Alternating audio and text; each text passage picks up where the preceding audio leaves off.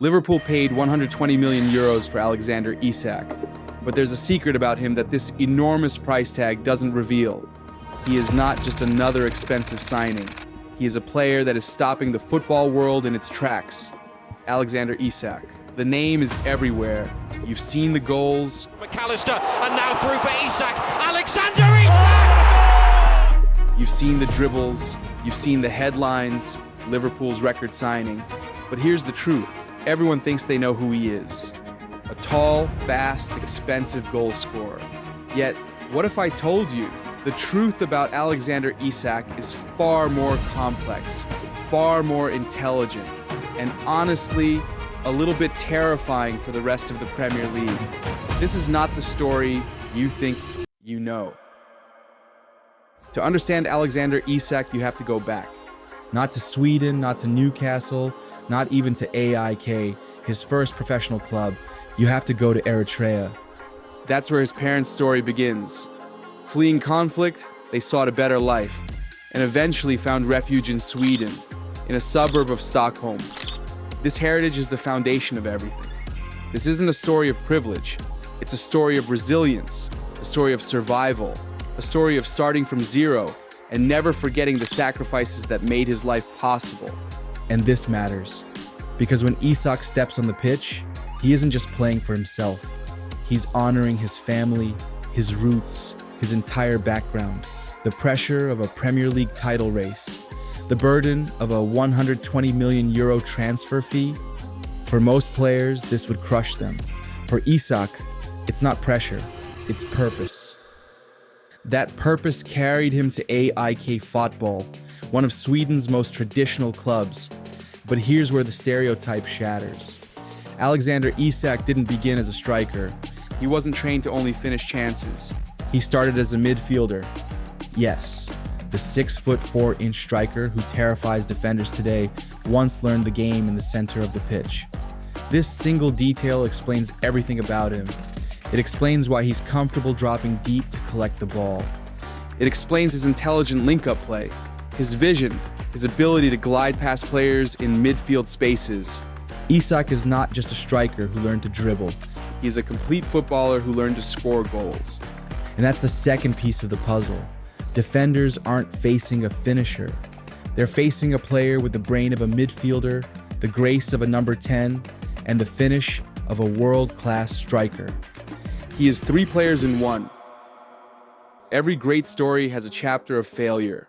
For Isak, that chapter came in Germany. As a teenager, he had a choice: Real Madrid or Borussia Dortmund. Most would have chosen Madrid. The glamour, the Bernabeu, the white shirt. But Isak chose Dortmund, looking for a clearer path to development. Instead, he found a nightmare. Buried on the bench, stuck behind Pierre-Emerick Aubameyang and other stars, he barely played. The lowest point came when a coach sat him down and showed him two photos. One was of Isak celebrating joyfully for Sweden. The other was of him isolated, sitting on Dortmund's bench. It was a brutal mirror, a message. Look at what you are and what you could be. Most teenagers would have collapsed under that weight, but Isak didn't sink. He rebuilt.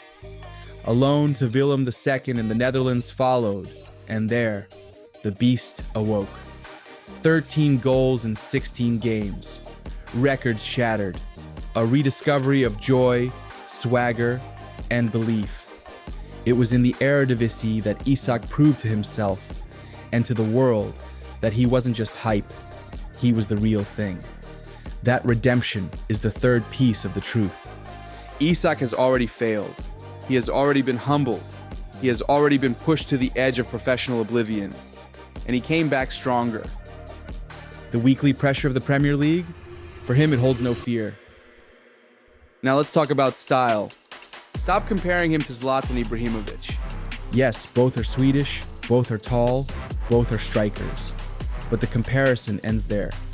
Isak's true idol is Thierry Henry. And once you know that, you see it everywhere. The way he arcs his runs from the left channel, the way he dribbles at full speed with elegance and composure, the way he finishes, calm and calculated, as if the goalkeeper isn't even there. He has the height of a center back, but the technical flair of a winger, the agility of a number 10, and the cold finishing of a world-class number 9. This combination is almost unfair. Defend him with a physical center back, he'll spin and run into the space behind. Mark him with a quicker, more agile defender, he'll use his body, shield the ball, and dominate in the air. He is a paradox, a tactical nightmare, a player who breaks the rules of defending. That's the fourth piece of the truth. But the truth about Isak doesn't stop on the pitch. On it, he is ice. His celebrations are minimal. His focus is absolute. His eyes are cold. But away from the grass, a different personality emerges. At a Newcastle parade, he became the star of the show, perfectly mimicking the local Geordie accent, sending the crowd into laughter. And there's another detail, his English. I feel amazing. It's been a long journey, to get here. Born in Sweden, Isak speaks English with a smooth, almost London-like accent.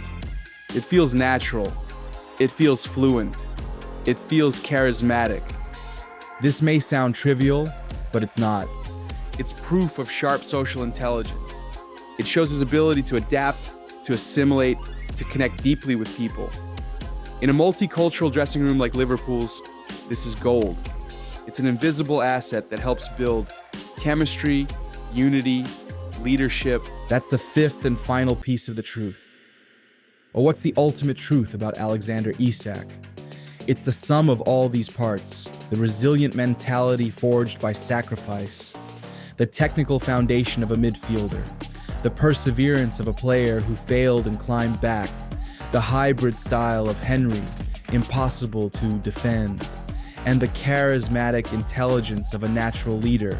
Liverpool didn't just sign a striker. They signed a player of brutal tactical intelligence, a player perfectly adapted for the modern game, a man with a proven history of overcoming adversity. Liverpool signed the complete modern forward. But here's the question no one is asking yet. What does this mean for the Premier League? It means defenders will face a challenge they haven't prepared for.